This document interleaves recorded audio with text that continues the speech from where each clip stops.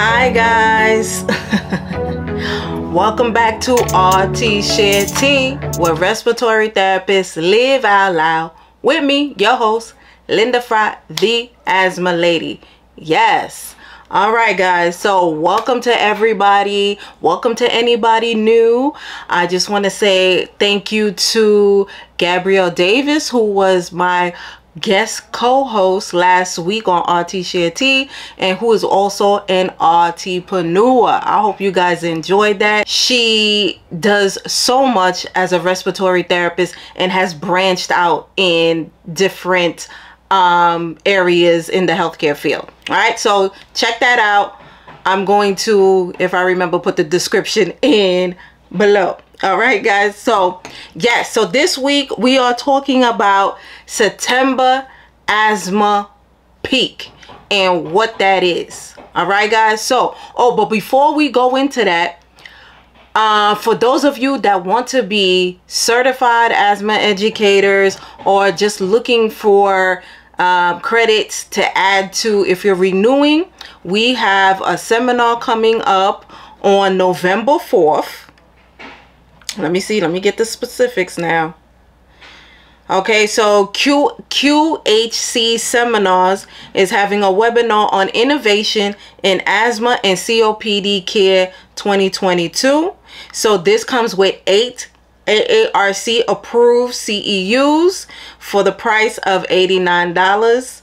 That's not bad, you know what I'm saying, for 8 CEUs. So, and yours truly will be speaking, so you know we gonna have a good time. All right guys, so yes, so any of you once again who want to know more about what's going on in the asthma world, the COPD world, and these specialties, you know, invest in yourself and look into these type of things. All right guys, so much more to come. And and don't forget, I will be at AARC Congress this November in New Orleans, speaking about community engagement and being a respiratory therapist. So, you know, come through, come see me. Would love to meet everybody in person.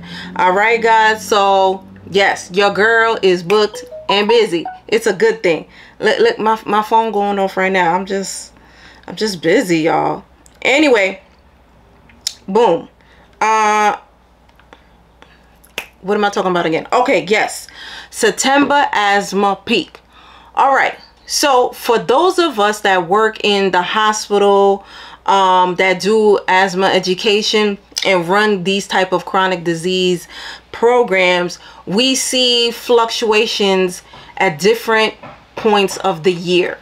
So as you can imagine, you know, and this goes with weather, this goes with what's going on with the school year, and I'm talking about pediatric asthma right now. So September Asthma Peak is just a time where we see an increased rise of pediatric patients going to the emergency room for asthma. So it just kind of, the numbers kind of bump up out of nowhere. And so when I first started doing this line of work, running the asthma program, you know, and at the beginning, I didn't know until I was doing the data analysis. I didn't really notice until I compared my first year to my second year to my third year, the rise in the numbers, specifically in September.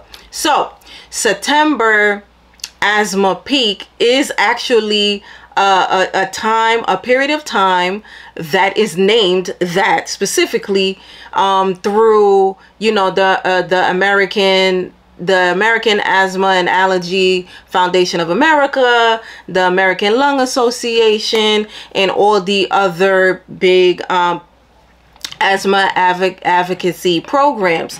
So we all notice that at this specific time the numbers rise, so we tend to pay attention to this specific time.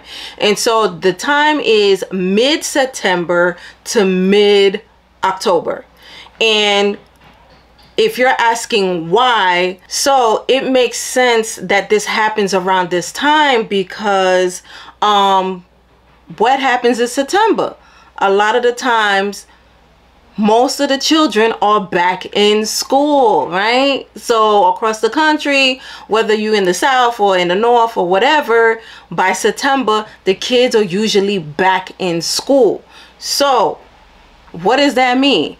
The kids are sharing germs when they go back to school. They're playing and they're interacting with each other in person again. So numbers shoot up.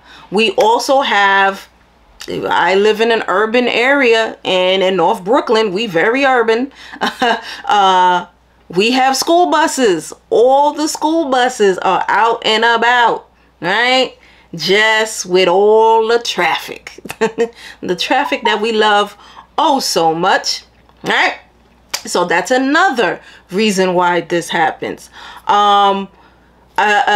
Another reason why this happened, another factor, is a lot of the times during the summertime, children were not taking their medications the way they usually take it when they are in school. So let's say, like, if they have a routine with mom or dad or whatever guardian at the home, and then they also have something in place in school. So when school is out, and we're on summer vacation, maybe traveling, or just have a different routine altogether, then we tend not to follow the treatment plan. So boom, when now allergy season kicks in, and it's like, yeah, okay, asthma numbers up.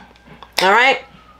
And I just said it, allergy season and all this stuff. So allergies, our ragweed, pollen, and all these things are up around this time. So that starts to kick in, and not to mention the weather changes. So depending on where you live, this is another trigger for a lot of children with asthma. So the September Asthma Peak does make a lot of sense. Now, as the asthma program, how do we prepare for this? We up our inventory for asthma management tools and resources. So that means we make sure everybody have their asthma action plans in place, and that before we are involved in the back to school health fair at our hospital every year, and this is prior to school starting in New York City, and we make sure we are handing out the MAF form, the medication administration forms for those with asthma, as well as asthma action plans, right? Boom. We make sure that the folks have this for their school when it's time to go back to school. And I want to say, did I mention, yes, we up the inventory for peak flows and spacers and all that stuff as well. We make sure that we have all the different sizes of peak flows and spacers for all of our the different children that we interact with during the year. And we also keep our eyes out in the ER. So for those that I specifically put my community health workers to work with the emergency room, or specifically around that time. So what that means is we are on call status, or we do rounds in the ED to enroll patients, pediatric patients, into our asthma case management for home environmental assessments. So just making sure that everything is a-okay in the home. So that is another way how we prepare for that time.